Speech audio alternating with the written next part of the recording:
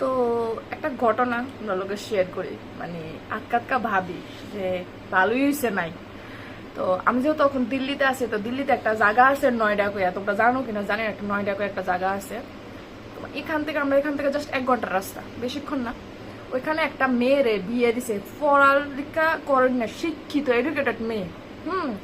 মা বাবা যখন বিয়ে দিছে 20 ভরি স্বর্ণ দিছে, 11 লাখ টাকা ক্যাশ দিছে, এরপরে দিয়ে সেটা স্করপিও গিফট করছে বিয়েতে। আর আসবাবপত্র তো যা আছে গ্যাসের চুলাতে দইরা ফ্রিজেতে দইরা সব দিয়ে দিছে। কিন্তু জানো বিয়া করে সেটা কি অবস্থা হইলো, মায়ের বিয়া দিয়া 1 মাসের মধ্যেই মায়ের লাইছে। কি লিখে জানো নি, ফুলার বাড়ির ডিমান্ড ফরচুনার দিত, মানে স্করপিও দিছে হ্যাঁ হইতো না, ফরচুনার দিত এরকম। আর আরো 51 লাখ টাকা হ্যাঁ ক্যাশ দিত, নাহলে মায়ের রোজ মারতো। মারতে মারতে লাস্ট অব্দি 18 তারিখের ঘটনা, মার্ডার করে লেছে। মানে কি তা শুনি, আধা ঘন্টার মধ্যে পেটের ভিতরে দিয়ে গরম করে শিক ডুয়াই দিছে। তারপরে এই গরম করে শিক দিয়ে শরীরের বাইরে এসে, মানে বিশ্বাস করতে না, ছবিটা দেখে আমার খুব কষ্ট লেগে গেছে। তো ভগবানের কাছে এই যে ফুলাটা দিছে যে থাক, আমার আর লাগতো না। আমার এই ফুলারে যখন বিয়া করে আনম, তখনকার পরের মায়া নিজের মায়ার মতোই থাকবো, তখনকার এমনি মায়া এবো আমার ঘর।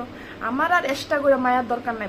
যে অবস্থা, তারপর বাংলাদেশের ঘটনাটা, 3 বছরের মায়াটারে কিতা বুঝে মেয়েটারে নিয়ে এসে স্কুলের থেকে বাড়িয়েছে দর্শন করবো, তাই না অনেকে দেখতে হবে। আমরা ত্রিপুরার যত ঘটনা উঠলো, তো ভাই যে দিনকাল আইতাছে, মানে মায়া ফ্রেন্ডের রাখন বিয়ে কারে দিবা দেবো, বিয়ার পরও শান্তি নাই।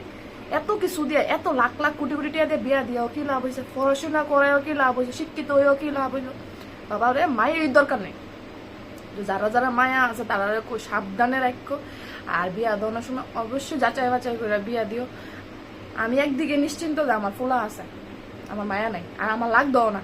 এই যে যারা আরেকটা বাচ্চা লো না, একটা মায়ার দরকার, ফোলা একটা আছে মায়া, আর তার তোমরা আমি করে দি ভাই আমার ঘরে মায়া আইব। আজকে তো ফোন